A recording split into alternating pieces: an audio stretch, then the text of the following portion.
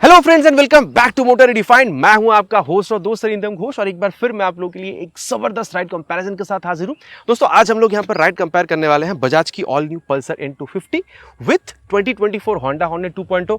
अब आप कहेंगे 185 सीसी 250 सीसी क्या यहां पर कंपैरिजन बनते हैं, लेकिन दोस्तों एक चीज़ आप देखिए, दोनों की लुक आपको काफ़ी सिमिलर मिलेगी। नेकेड लुक दोनों में आपको मिलेगा। देन अगर आप लोग प्राइस पॉइंट देखते हैं तो वो भी काफ़ी आसपास आ जाती है। फीचर भी दोनों में काफ़ी हद तक सिमिलर आपको मिलेगी। तो एक डाउट बनती है कि भाई यहाँ पर हॉर्नेट 2.0 खरीदे या फिर यहाँ पर N250। तो यही जो डाउट है दोस्तों आज मैं आप लोगों की दूर करूंगा, बताऊंगा यहाँ पे सिमिलैरिटीज के साथ साथ यहाँ पर आपको चीजें डिफरेंट क्या मिलेगी और मेन मुद्दा रहेगा राइड करते वक्त दोनों में आप लोगों को क्या डिफरेंस देखने को मिलेगा, ताकि इन सारी चीजों के आधार पर आप लोगों को खरीदना कौन सा बाइक है वीडियो के अंत तक आप लोगों को ये भी समझ में आ जाएगा। ठीक है दोस्तों, और आगे बढ़ने से पहले very special thanks to OSL Bajaj Thakurpukur and leaders Honda Taratala for providing me this bikes, ताकि मैं आप लोगों तक ये राइड कंपैरिजन पहुंचा सकूं। वेस्ट बंगाल के हावड़ा हुगली कोलकाता में अगर आप रहते हैं, कोई भी आप यहाँ पर होंडा या बजाज की प्रोडक्ट खरीदना चाहते हैं, शोरूम को कांटेक्ट बिल्कुल कर सकते हैं। डिटेल्स अभी आपको आपके स्क्रीन पर दिख गई होगी। तो चलिए दोस्तों शुरू करते हैं। दोस्तों वॉक अराउंड से शुरुआत करते हैं, लेकिन वॉक अराउंड पे बहुत सारा टाइम नहीं लेंगे दोस्तों, क्योंकि मैं पहले आप लोग को बता दूं दोनों की जो वॉक अराउंड कंपैरिजन वीडियो है वो भी आप लोग को चैनल पे मिल जाएगी, जहां पर दोनों की जो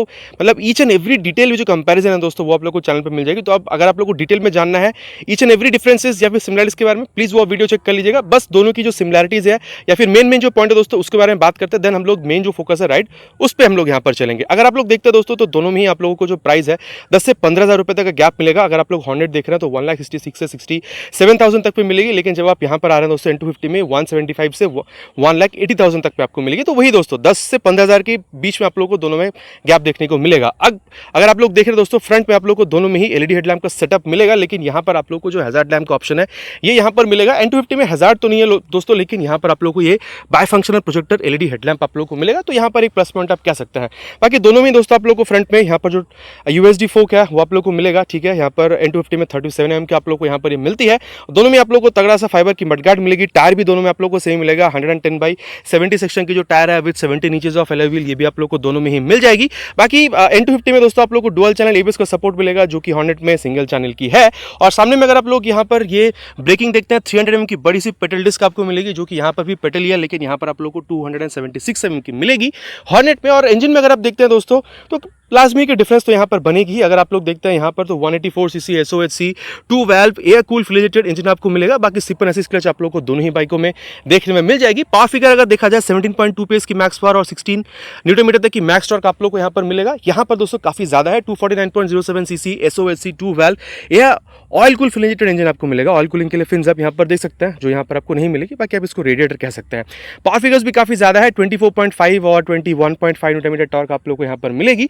अब यहाँ पर दोस्तों आप लोग को जो डुअल बैरल एग्जॉस्ट है ये मिलेगा, और हॉर्नेट में दोस्तों आप लोग को रेगुलर एग्जॉस्ट मिलेगा। लेकिन स्टार्ट करेंगे दोस्तों विद हॉर्नेट 2.0। आवाज इसकी आप लोग सुन लीजिए।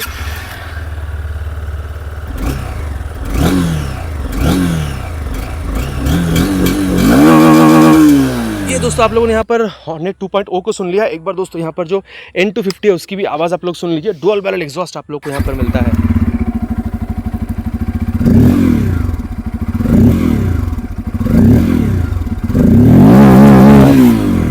ये दोस्तों आप लोगों ने यहाँ पर दोनों आवाज सुन लिया। बाकी आप लोगों को कौन सा बेहतरीन लगता है प्लीज नीचे लिखकर कमेंट पे मेंशन कीजिएगा।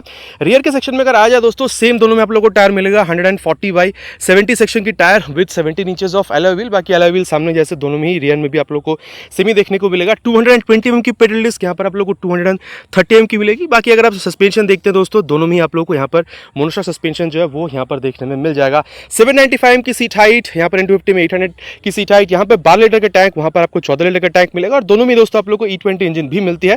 तो फ्लेक्सिबल कंपैटिबल इंजन भी आप लोगों को दोनों में ही देखने में मिल जाएगा। और माइलेज यहाँ पर करीबन 40-42 और यहाँ पर करीबन 35 से लेकर 38 के बीच में आप यहाँ पर एक्सपेक्ट कर सकते हैं। बाकी दोनों ही मॉडल में अगर आप ओनर रह चुके हैं किसी भी एक बाइक के तो प्लीज नीचे कमेंट पे लिखकर आप मेंशन कर सकते हैं अबाउट द माइलेज। और ग्राउंड क्लियरेंस अगर आप लोग देखते हैं हॉर्नेट में 167mm की है और यहाँ पर आप लोग को 165mm की मिलेगी। वेट पे काफी ज्यादा डिफरेंस है।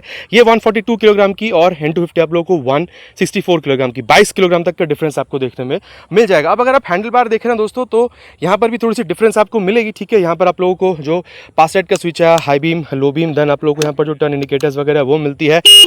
ठीक ठाक है हॉर्न। राइट में अगर आप लोग आ रहे हैं तो इंजन किल स्विच, यहाँ पर हैजार्ड लैम्प का स्विच और नीचे है इंजन ऑन करने का स्विच। एग्जॉस्ट साउंड मैंने आप लोगों को सुना दिया है। नो नॉनसेंस, यहाँ पर आप लोग को ये जो मीटर कंसोल ये मिलती है, बाकी ब्लूटूथ वगैरह यहाँ पर नहीं मिलेगी जो आपको N250 में देखने को मिलेगा। टैकोमीटर आप लोग को मिल रहा है, स्पीडोमीटर, ओडोमीटर, टाइम आपको दिखा रही है, fuel gas sensor, gear position sensor आप लोग को मिल रहा है। इसके साथ ही आप लोग यहाँ पर ट्रिप ए ट्रिप बी, ये सारी चीज़ें आप लोग को यहाँ पर जो बैटरी वोल्टेज है इसके साथ देखने में मिल जाएगी। और दोस्तों यहाँ पर अगर आप आ रहे हैं तो यहाँ पर जो चार्जिंग पॉइंट है वो आप लोग को एक्स्ट्रा मिलेगी। हैंडल बार में भी थोड़ा सा चेंजेस है, यहाँ पर हाई बीम लो बीम पास का स्विच इंटीग्रेटेड है। ब्लूटूथ एनेबल मीटर कंसोल है, टॉगल करने के लिए यहाँ पर ये स्विच आपको मिल रहा है। देन टर्न इंडिकेटर्स, हॉर्न भी यहाँ पर आप लोगों को सिमिलर मिल रही है, बाकी चलते वक्त आगे इसके बारे में बात करेंगे। इंजन की स्विच आपको मिल रहा है और LED DRL के साथ हेडलैम्प को स्विच करने के लिए एक बटन आपको यहाँ पर मिल रहा है और नीचे इंजन ऑन करने का स्विच पर एग्जॉस्ट साउंड मैंने आपको यहाँ पर भी सुना दी है। ये डिजिटल मीटर कंसोल होने के साथ साथ ब्लूटूथ भी है दोस्तों। तो यहाँ पर आप लोगों को tachometer, speedometer, gear position sensor, fuel gas sensor, odometer, दो चीज़ आपको और एक्स्ट्रा यहाँ पर मिलेगा, ट्रैक्शन कंट्रोल सिस्टम और यहाँ पर आप लोग को ABS मोड मिलेगा, रेन, रोड और ऑफ रोड। ऑफ रोड में अगर आप आ रहे हैं तो जो ट्रैक्शन कंट्रोल सिस्टम उसको अगर आप चाहें तो ऑफ भी कर सकते हैं। और क्योंकि यहाँ पर ये ब्लूटूथ एनेबल मीटर कंसोल है दोस्तों, तो turn button navigation, call SMS alert वगैरह जो चीज़ है वो भी आप यहाँ पर एक्सेस कर पाएंगे। बाकी average fuel economy, instant fuel economy वगैरह जो चीज़ है दोस्तों वो आप लोगों को पहले भी यहाँ पर दिखता था, अभी भी आपको सेम ही यहाँ पर देखने में मिल जाएगी। बाकी दोस्तों ये जो आप आईना वगैरह देख रहे हैं यहाँ पर, इसके बारे में दोस्तों आगे हम लोग चलते हुए बिल्कुल बात करने वाले हैं। तो दोस्तों छोटा छोटा जो चीज़ था वो मैंने आप लोग को यहाँ पर बता दिया। चले अब राइट पर चलते हैं, देखते हैं दोनों में चलाते वक्त क्या आप लोग को डिफरेंस देखने में मिल सकता है। दोस्तों यहाँ पर राइड कंपैरिजन की शुरुआत करेंगे विद N250। बाकी अमूमन मैं पहले जो बाइक में जो आप कह सकते हैं कि पावर कम उसके साथ स्टार्ट करता हूं, लेकिन यहाँ पे ज़्यादा के साथ इसलिए स्टार्ट कर रहा हूं ताकि समझ सकूं कि भाई इसके मुकाबले हॉर्न रेट में कितनी कम आपको पावर जो डिलीवरी है, मतलब वो जो लैग वाली फील है वो कितनी महसूस होती है या नहीं होती है, उसको हम लोग यहाँ पर टेस्ट अच्छी तरीके से कर पाएंगे। ठीक है, बाकी दोस्तों 5 mm सीट हाइट यहाँ पर ज़्यादा है वन कम्पेयर टू हॉर्नेट 2.0। बाकी आप देख सकते हैं दोस्तों मैं पूरा फ्लैट फुट कर सकता हूँ, मेरी हाइट क्लोज टू 6 है और हल्का पैर बेंड भी हो रहा है। और जब आप बैठ रहे हैं ना अभी, तो मुझे क्योंकि मैं फर्स्ट टाइम इसको अभी चला रहा हूँ, ठीक है, मतलब इसके बाद हॉर्नेट को जब चलाऊंगा तो भारी है, हल्की है, ये उससे कितनी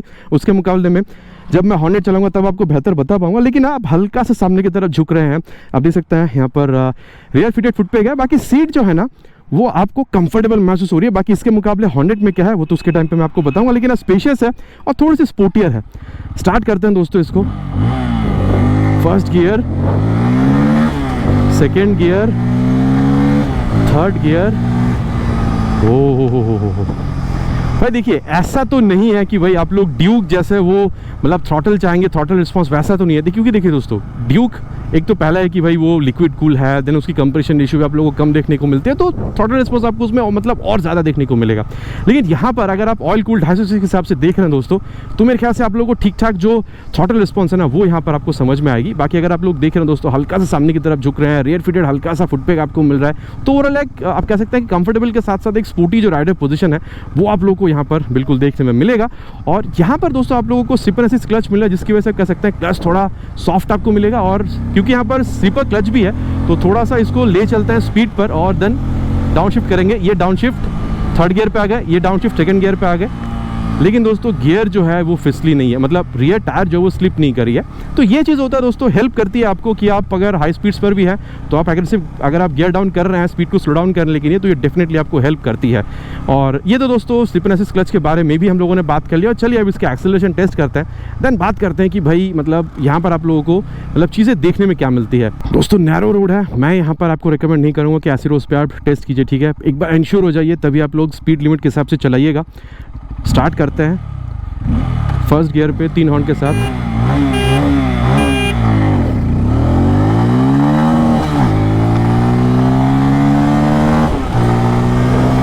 जीरो टू 60 आप लोगों ने देख ली है, टाइम फॉर 0 to 100, और वो भी इसने आराम से पार कर लिया है।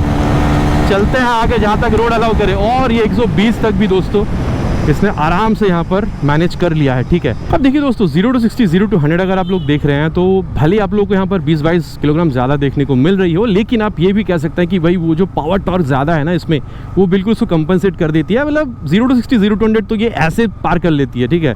0 to 120 इसके लिए कोई बात ही नहीं हो। लेकिन ये चीज़ है कि भाई 95 से 100 के बीच में जब आप जाते हैं तो हल्का सा वो जो वाइब्रेशन आपको समझ में आती है। लेकिन अगर आपने ग्लव्स जूते वगैरह पहने हैं तो शायद वो भी बहुत ज़्यादा फील ना हो। और हाईवे राइड पे तो दोस्तों अगर आप देख रहे हैं तो 100-110 तक भी अगर आप ये ग्लव्स जूते पहन के चला रहे हैं, मेरे ख्याल से कंफर्टेबल आप उसको राइड कर सकते हैं, ठीक है। और सिटिंग पोजीशन जैसे मैंने आपको बताया था, थोड़ा सा आपको हल्का सा झुकना पड़ रहा है यहाँ पर, लेकिन दोस्तों एक बात है, अगर आप लोग इसकी मतलब वो स्टेबिलिटी देख रहे हैं ना, तो भाई नो डाउट स्टेबिलिटी में आप लोग को यहाँ पर कोई प्रॉब्लम फील नहीं हो रही है। और ये बात है दोस्तों, क्योंकि यहाँ पर आपको 6 गियर नहीं भी भले ही ना मिल रहा, लेकिन ये जो 5 गियर मिल रहे हैं ना, आपको थोड़ा सा टॉल साइड पे मिल रहा है, टॉल गियर्स आप कह सकते हैं। तो ये 6 गियर जो नहीं है, मुझे 6 गियर चाहिए थी, अगर आप लोग ये एक बार चला लेंगे ना, तो शायद वो फील आपको ना हो कि भाई 6 गियर की ज़रूरत है, क्योंकि काफ़ी टॉल गियर्स है, तो गियर चेंज करने की जो झटझट से ज़रूरत पड़ती है ना, वो शायद आपको बहुत ज़्यादा यहाँ पर फील ना हो, ठीक है। तो ये ये तो दोस्तों यहाँ पर गियर्स के वगैरह में बात हुई है, मतलब एक्सेलरेशन के बारे में। और अगर आप लोग यहाँ पर अभी इसकी ब्रेकिंग देख रहे हैं, तो दोस्तों पहले इसको 60 तक ले चलते हैं, देन फ्रंट ब्रेक को अप्लाई करेंगे, and front brake applied at 62। अच्छा, ये है कि दोस्तों यहाँ पर ये जो आप फ्रंट लीवर देख रहे हैं ना, ब्रेक, ये थोड़ी सी सॉफ्टर साइड पे, तो आपको यहाँ पर ज़्यादा पुल करना पड़ेगा। बाकी आप कह सकते हैं कि भाई काफ़ी तुरंत ही रोक देती है, लेकिन ये भी नहीं कि भाई डरा कर रोकती है, ठीक ठाक रोक देती है, बहुत जल्दी नहीं, लेकिन अच्छे समय पे रोक देती है। ऐसा नहीं है कि भाई यहाँ ब्रेक कर रहे हैं तो वहाँ जाके रुक रही है, ऐसा नहीं है, ठीक ठाक आपको रोक देगी, ठीक है। और अगर आप रियर ब्रेक देख रहे हैं दोस्तों, तो इसको भी अप्लाई करेंगे, पहले इसको हम लोग ले चलेंगे भाई 60 तक, देन अप्लाई करेंगे, and rear brake is also applied. ये 60 तक अगर आप देख रहे हैं दोस्तों, तो मैंने अभी जो अप्लाई किया भाई, मतलब ना ही ये मतलब रियर टायर फिसली है, ना ही ब्रेक लॉक हुई है, और हाँ प्रोग्रेसिव नेचर की है। आप अप्लाई करते ही फट से आपको रिस्पॉन्स जो है वो देखने में नहीं मिलेगी। और दोस्तों हर वीडियो में जैसे मैं आपको बताता हूँ, बेस्ट ब्रेकिंग आपको तभी मिलती है जब रियर के संग संग बाद फ्रंट को अप्लाई करते हैं। चलिए उसको भी अप्लाई करते हैं, and rear with front brake applied. 60 पे हम लोगों ने अप्लाई किया था। तो भाई अब देखिए N160, NS160, N250 में आपको मतलब सेम ही जो ब्रेक सेटअप है वो देखने में मिलता है। और भाई यहाँ पर भी ओवरऑल ब्रेकिंग अगर आप देख रहे हैं, भाई मुझे बहुत ज़्यादा पसंद है इसकी जो ब्रेकिंग है, ठीक है। मतलब चाहे वो NS160 हो, N160 हो, या फिर ये ब्रेकिंग एफिशिएंसी आप लोगों को सेम ही दे रही है और लाजवाब दे रही है। और अगर आप सस्पेंशन देखते हैं दोस्तों, ये जब आप कर रहे हैं ना, तो फ्रंट में यहाँ पर जो USD है वो उसकी से स्टिफनेस जो है वो आपको यहाँ पर बिल्कुल समझ में आएगी, और गाड़ी दाएं बाएं भाग नहीं रही है, आपकी बात मानती है। बाकी फ्रंट हो चाहे रियर हो, थोड़ी सी स्टिफर साइड पर आपको मिलेगी, जो कि आप लोगों को हाई स्पीड, टॉप स्पीड, या फिर अगर आप कॉर्नरिंग वगैरह कर रहे हैं, डेफिनेटली आपको हेल्प करेगी। और पहली वाली वर्जन से यहाँ पर जब आप USD लगी हुई इस N250 को देख रहे हैं, तो डेफिनेटली यहाँ पर परफॉर्मेंस आपको सस्पेंशन में से बेहतर मिल रही है। लेकिन अगर आप थोड़ा ऑफ रोड वगैरह पे जाने की कोशिश कर रहे हैं ना, तो मेरे ख्याल से आपकी जो देखिए थोड़ा बहुत तो ये झेल जाएगी, लेकिन अगर आप एक्सट्रीम ऑफ रोड करने की कोशिश कर रहे हैं, तो रियर जो है आपकी उसमें थोड़ा बहुत ये आपको फील कराएगी, जर्क की मैं बात कर रहा हूँ। और अगर आप हैंडलिंग देख रहे हैं दोस्तों, फन टू राइड बाइक है, रियर व्यू जो मिरर है काफ़ी अच्छी है, हल्का सा सामने की तरफ जो आप झुक रहे हैं, ठीक है, रियर फिटेड फुटपैग आपको मिल रहा है, चार्जिंग पॉइंट आपको मिल रहा है, ठीक है, speedo, odo, tacho, gear position sensor सब कुछ आप लोगों को मिल रहा है, ब्लूटूथ एनेबल मीटर कंसोल है, तो turn button navigation, call SMS alert सब कुछ आप लोगों को देखने को मिल जाएगी। स्पेशियस सीट भी है, आप चाहे हो या फिर पिलन के साथ भी राइड कर रहे हैं, ठीक है, काफ़ी कंफर्टेबली आप राइड कर सकते हैं। और इनफैक्ट मैं ये कह सकता हूँ कि आप थोड़ा सा लोड के साथ भी आप इसको राइड करेंगे ना, तो भी प्रॉब्लम नहीं होगी। लॉन्ग राइड्स पर अगर आप निकलना चाहते हैं, तो वे आराम से इस बाइक के साथ बिल्कुल आप निकल सकते हैं। तो दोस्तों कंप्लीटली इस बाइक के बारे में हम लोगों ने बात कर लिया। चलिए अब चलते हैं हॉर्नेट 2.0 पर, एंड देन देखते हैं कि इसके मुकाबले, देखिए पावर तो वहाँ पर या फिर एक्सेलरेशन तो अच्छी नहीं मिलेगी, लेकिन राइडिंग डायनेमिक्स वगैरह इसके मुकाबले आप लोगों को वहाँ पर कैसे देखने में मिलती है। तो दोस्तों अब यहाँ पर राइड कंपेयर करेंगे विथ होंडा हॉर्नेट 2.0। देखिए दोस्तों 795 सीट हाइट है, ठीक है, तो 5 mm कम है,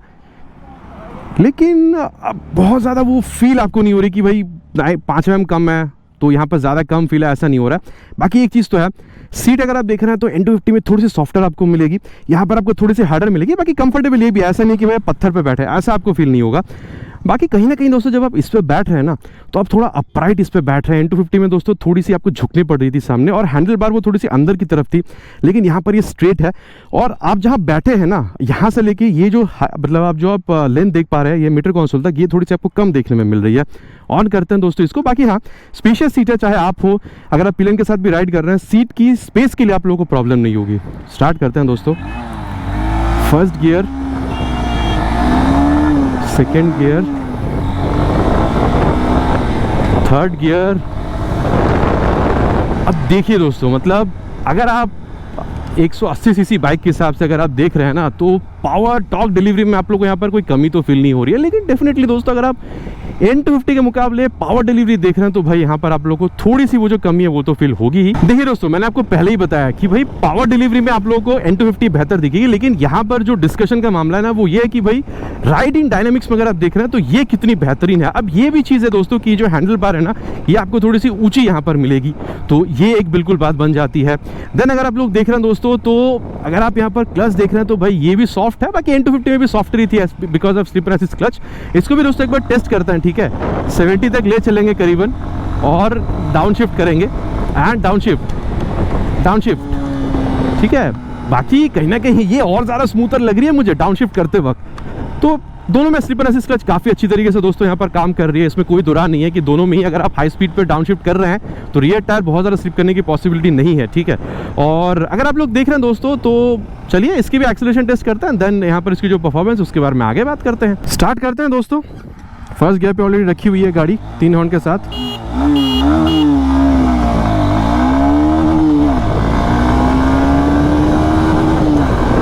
जीरो टू 60 आप लोगों ने देख लिया है। Now it's time for 0 to 100।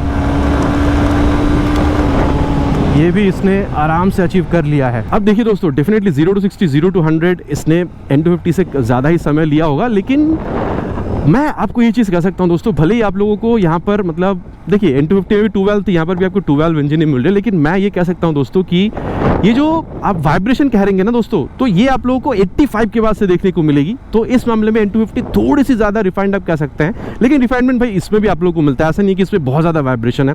और हाँ दोस्तों, मतलब अगर आप लोग देख रहे हैं तो स्टेबिलिटी में, क्योंकि दोनों में टायर वगैरह सेम है, तो मेरे हिसाब से दोस्तों आप लोगों को दोनों में स्टेबिलिटी में बहुत ज़्यादा डिफरेंस जो वो समझ में नहीं आएगी। लेकिन हाँ, फटफट से गियर चेंज करने की जो बात आती है ना, वो भी यहाँ पर आप लोगों को फील होगी। मतलब ऐसा नहीं है कि तुरंत बोल रही है, लेकिन N250 के मामले अगर आप लोग कंपैरिजन में देख रहे हैं तो हाँ, यहाँ पर आपको थोड़ी सी जल्दी गियर चेंज करने के लिए ये बाइक मांग करती है।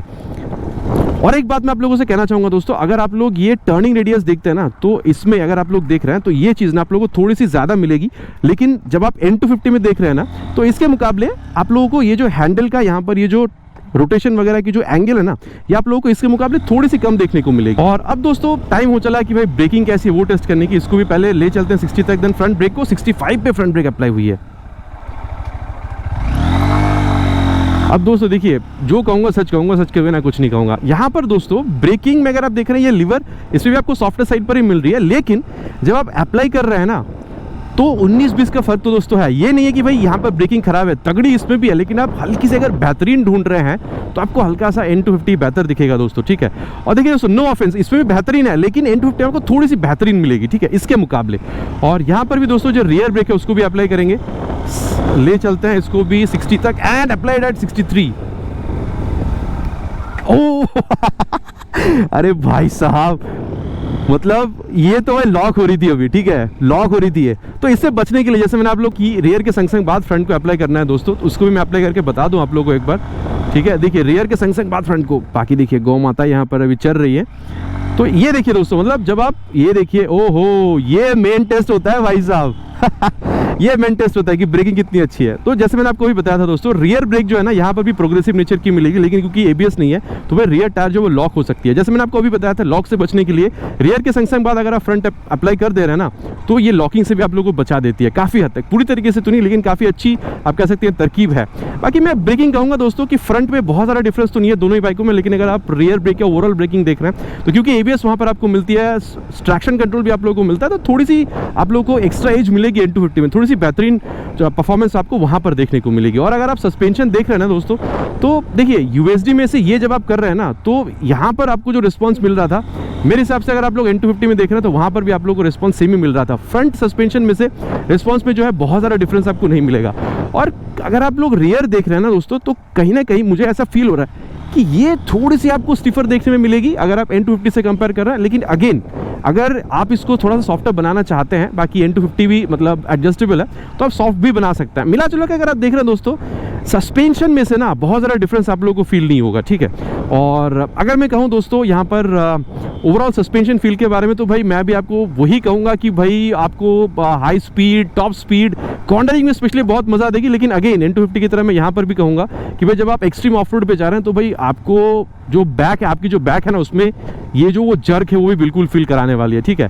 और ओवरऑल अगर आप हैंडलिंग के बारे में पूछेंगे दोस्तों मुझसे, तो यहाँ पर भी आप जो स्टिफनेस है वो आपको सेम ही मिल रही है। लेकिन बात यहाँ पर यह है कि भाई हैंडल बार यहाँ पर थोड़ी सी ऊंची है, आप थोड़ी सी यहाँ पर स्ट्रेट बैठ रहे हैं, और आप बाइक के थोड़ी सी अंदर बैठ रहे हैं तो हैंडलिंग यहाँ पर आपको कंप्लीटली चेंज देखने को मिलेगी, ठीक है। वहाँ पर आप बाइक पर बैठ रहे थे और हल्का सा झुक रहे हैं तो आप बाइक मतलब एक फील अलग आ जाती है N250 में।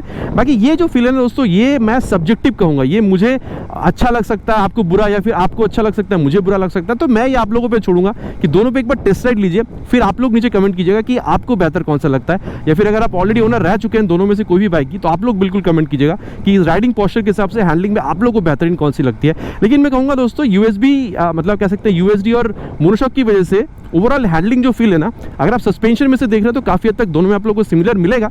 लेकिन भाई हाँ, ये नो नॉनसेंस बाइक है, इसलिए आप कह सकते हैं कि 10-15 हज़ार रुपये आपको कम भी देखने को मिल रहा है। चार्जिंग पॉइंट या फिर जो कनेक्ट फैसिलिटी वगैरह वो आप लोग को यहाँ पर नहीं मिल रही है, लेकिन स्पीडो ऑडो टाको ट्रिप भी वगैरह आप लोगों को ओडोमीटर के साथ तो यहाँ पर मिल ही रही है। और रियर व्यू मिरर भी अगर आप देख रहे हो दोस्तों तो काफ़ी अच्छा रियर व्यू जो है वो ये बिल्कुल यहाँ पर निकाल कर देती है। तो ओवरऑल दोस्तों आप कह सकते हैं कि फन टू राइड बाइक है। और चलिए दोस्तों अब देखते हैं कि भाई कंक्लूजन में चल के कि कौन सी बाइक आप लोगों के लिए खरीदना ज़्यादा सही हो सकता है। दोस्तों यहाँ पर राइड के बाद अब है सत्यवचन की घड़ी कि भाई कौन सा खरीदना सही होगा, N250 या फिर होंडा की हॉर्नेट 2.0। देखिए दोस्तों, प्राइस के बारे में ऑलरेडी बात हो चुकी है। ये आप लोगों को 1,67,000 से 68 के बीच में मिलेगी, और यहाँ पर ये आप लोगों को 1 लाख आप कह सकते हैं कि 75 से 80 के बीच में मिलेगी। 10-15 हज़ार रुपये तक का डिफरेंस है।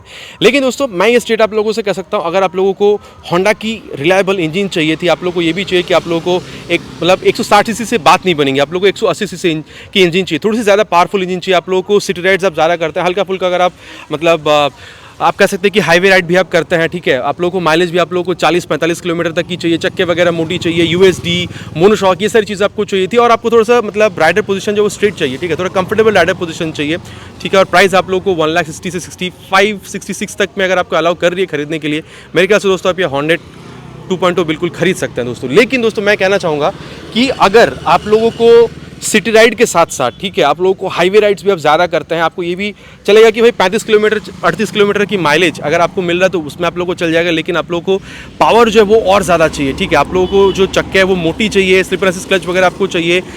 अगेन आप लोगों को डुअल चैनल ABS की ज़रूरत है, आप लोगों को सेफ्टी आपको सबसे ज़्यादा प्यारी है। देन आप लोगों को जो ब्लूटूथ कनेक्टिविटी है वो भी चाहिए, आप लोगों को रात में राइड करने के लिए प्रोजेक्टर हेडलैम्प वगैरह भी चाहिए, और थोड़ी सी स्पोर्टी राइडर पोजीशन से अगर आपको प्रॉब्लम नहीं है दोस्तों। और अगेन मैं कहूँगा अगर आप लोगों को बजट 1 लाख मतलब 75-80 तक की अलाउ करते हैं तो मेरे ख्याल से दोस्तों हॉर्नेट 2.0 से हट के आप यहाँ पर बजाज पल्सर जो कि ऑल न्यू है N250 पर भी आप यहाँ पर शिफ्ट कर सकते हैं। अगर मैं अगेन कहूँगा दोस्तों, माइलेज आपको हल्की सी यहाँ पर कम मिल सकती है, 3-4 किलोमीटर तक की, ठीक है। इन सारी चीज़ों को अगर आप एक्सेप्ट कर सकते हैं दोस्तों, ये आप लोगों को सिटी राइड के साथ साथ हाईवे राइड्स करने के लिए भी दोस्तों ये मेरे ख्याल से एक बेस्ट बाइक बन सकती है। और अभी जो USD है उसकी वजह से आप कह सकते हैं कि हैंडलिंग में 4 चांद यहाँ पर लग चुका है। तो दोस्तों ये था मेरा verdict about the comparison between these 2 bikes. बाकी दोस्तों मैं अगेन कहूँगा दोनों ही बाइक अपने आप में बहुत सही है। क्या क्या प्रायोरिटी दोस्तों आप लोगों को सेट करनी होगी कौन सी बाइक में, वो मैंने ऑलरेडी बता दिया है। जिस भी बाइक में आप लोगों की प्रायोरिटी ज़्यादा फुलफिल होती है वो बाइक आप बिल्कुल खरीद सकते हैं। बाकी क्या सही है नहीं है वो तो मैंने आपको बता ही दिया है। अब दोस्तों ये मैं आप लोगों पर छोड़ता हूँ कि आप लोग नीचे कमेंट कीजिए कि भाई आप लोग को N250 ज़्यादा सही लगी या फिर होंडा की हॉर्नेट 2.0। आशा करता हूँ दोस्तों वीडियो आप लोगों को पसंद आई होगी। बहुत जल्द मिलेंगे इसी तरीके के एक नया वीडियो में एक नए बाइक या स्कूटर के साथ। Till then ride safe and जय हिंद।